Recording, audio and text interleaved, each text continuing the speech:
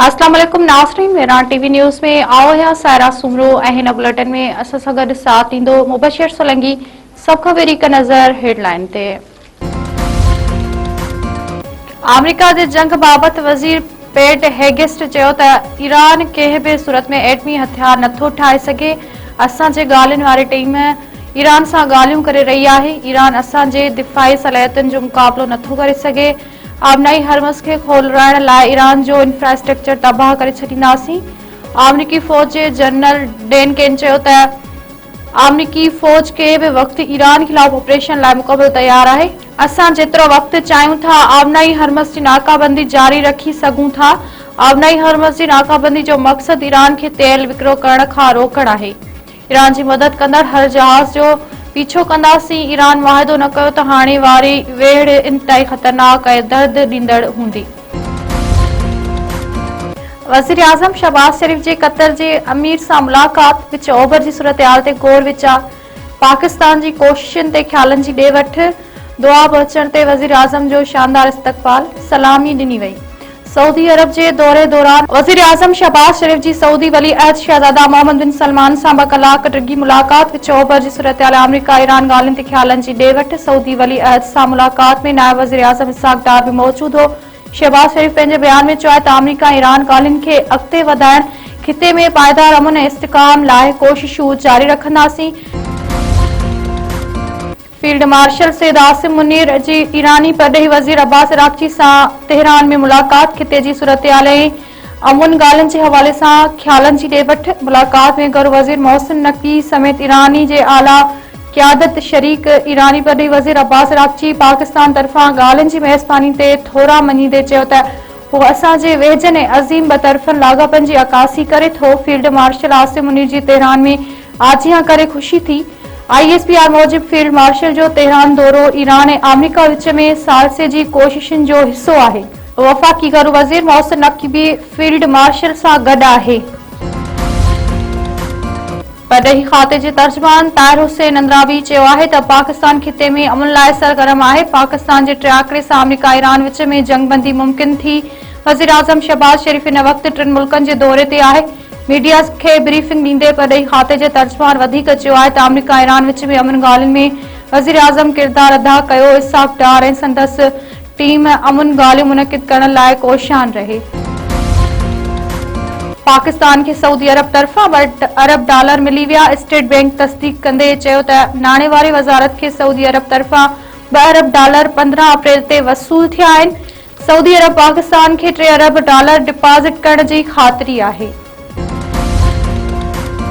पाकिस्तान जे सामूंडी फ़ौज anti ship missile जो कामयाब तजुर्बो करे वरितो। ISPR जो चवणु आहे त एंटी शिप मिसाइल कामयाबी सां हदफ खे निशानो बणायो। Naval chief admiral Naveed Ashraf missile तजुर्बे जो मुशाहिदो कयो। मक़ामी सतह ते ठाहियल मिसाइल टेक्निकल महारतुनि जो सबूत आहे। सदर ऐं वज़ीर आज़म तरफ़ां कामयाब तजुर्बे ते यूनिट्स ऐं साइंसदाननि खे मुबारकूं। सिंध काबीना फ़ौती कोटा बहाल करण जो फ़ैसिलो करे छॾियो। मार्केट कमेटी जे मुलाज़िमनि खे पेंशन ऐं रिटायरमेंट अलाउंस फौरी तौर ते ॾियण जो हुकुम। वॾे वज़ीर सैयद मुराद अली शाह जी सदारत हेठि इजलास। सूबाई वज़ीर ऐं सलाहकार शरीक सूबाई काबीना पारां मुशावरत खां पोइ फ़ौती कोटा बहाल करण जो फ़ैसिलो। एंटी इंकरेजमेंट फोर्स में भर्तियुनि जे क़ाइदनि ऐं सिंध बैंक जे बोर्ड ऐं CAO जी कारकर्दगी जांच जी मंज़ूरी बि ॾेई छॾी। वॾे वज़ीर मुराद अली शाह चयो आहे त सेप्टेंबर 2024 ताईं फ़ौती कोटा जे केसनि जो जाइज़ो वठण बैदि मेरिट ते भर्तियूं कयूं वेंदियूं। सिंध जे वॾे वज़ीर सैयद मुराद अली शाह चयो त सिंध हुकूमत सूबे जे अवाम खे ट्रांसपोर्ट जूं बहितरीन सहूलियतूं फराहम करे रही आहे।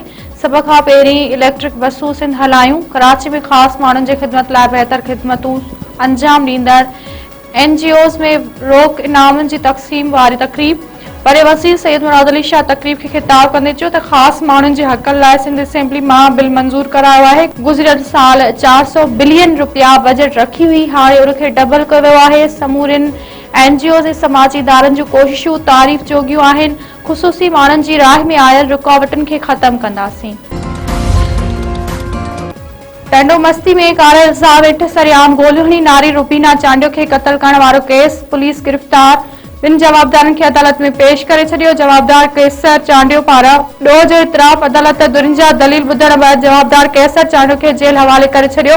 जवाबदार वली मोहम्मद चांडियो खे 4 ॾींहनि जे रिमांड ते पुलिस हवाले करण जो हुकुम।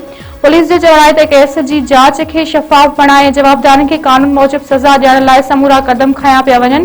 ॿियनि मुलविस जवाबदारनि खे बि जल्द गिरफ़्तार कयो वेंदो। खैरपुर डिस्ट्रिक्ट बार एसोसिएशन पारां रुबीना चांडियो वाक़े जे सख़्त लफ़्ज़नि में मज़म्मत। जवाबदारनि जो केस न वठण जो फ़ैसिलो। मीरपुर खास में शागिर्दानी फहमीदा लागारी जो केस में गिरफ्तार ब जवाबदार रिमांड ते पुलिस हवाले। पुलिस गिरफ्तार लेक्चरार आबिद लगारी अब्दुल रहमान जट खे अदालत में पेश कियो। अदालत ॿिन्ही जवाबदारनि जो 5 ॾींहनि जो रिमांड मंज़ूर कंदे पुलिस हवाले करे छॾियो। खानापुर वेझो तेघाणी दुरिन में पुराणो तकरार ॿीहर भड़की उथियो। हिकु ॼणो क़तल ॻोठ मदीअ तेघाणी जे दुरिन में जहिड़ो हिक ॿिए मथां हथियारनि जा मुंहं खोले छॾिया। फायरिंग में खंबीर तेघाणी मारिजी वियो। शहजादो तेघाणी ऐं अर्ज़ मोहम्मद तेघाणी ज़ख्मी। वाक़े बाद दुरिन में छिकताण वारी सूरतयाल। कश्मीर में हथियार बंदन फुर मज़म्मत ते सादिकाबाद वासी दुकानदार खे क़तल करे छॾियो। सब्जी मार्केट वारे इलाइक़े में हथियार बंदन जी दुकान तां 4 लाख रुपया फुर मज़म्मत ते फायरिंग में नौजवान दुकानदार कमर पंजाबी मारिजी वियो। जामशोर में दादू वासर नारी पारां सिंधु दरिया में टपोरी आपघात की कोशिश। 18 वरियनि जी महक बलोच कोटड़ी बिराज वटां सिंधु दरिया में टपो ॾियण जी कोशिश कई। मौजूद रेस्क्यू अमले नारी खे बचाए वरितो। जामशोर पुलिस जे हवाले रेस्क्यू अमले मूजिब नारी जो ज़हनी तौर तवाज़ुन दुरुस्त नाहे। मुख़्तलिफ़ ॻाल्हियूं करे थी। नारी ॿुधायो त मुड़ुस तलाक ॾींदी आहे। घर वारनि बि खेसि रहण खां इनकार करे छॾियो आहे, जंहिं करे हिन खे इंतिहाई कदम खणणो पियो। शेदातपुर में 10 वरियनि जो नीगर मुबैना तौर अगवा। बाद बासियाब हरदासपुरा वासी 6 क्लास जी शागिर्द शबम गुजराती के पुलिस बासियाब कराए वरितो। नीगर जे अगवा इल्ज़ाम हेठि आयल पाड़ेसरी असद आरायन भी गिरफ़्तार। केस दाख़िल। पुलिस जो चवण आहे त बासियाब करायल नीगर ऐं जवाबदार खे अदालत में पेश कयो वेंदो। कंबट में समाजी कारकुन शहरन जे रुबीना चांडियो के कतल वारे वाक़े खिलाफ रैली। फूलबाग खां प्रेस क्लब ताईं रैली में सियासी समाजी तंजीमन के कारकुन वरी अंग में शिरकत। कारे जे इल्ज़ाम हेठि कतल थियल रुबीना चांडियो के कातलन के कैफ़ई किरदार ताईं पहुचाइण जी घुर। शागिर्द अगवान गनी अमान चांडियो ऐं सरमद मीरानी जे पक्की ज़मानत मंज़ूर। सिंध हाई कोर्ट शागिर्द अगवाणनि जी ज़मानत मंज़ूर करे वरिती। ॿिन्ही नौजवाननि खे गिरफ़्तार करण बैदि कराची में मथन दहशतगर्दी जा केस दाख़िल कया विया हुआ।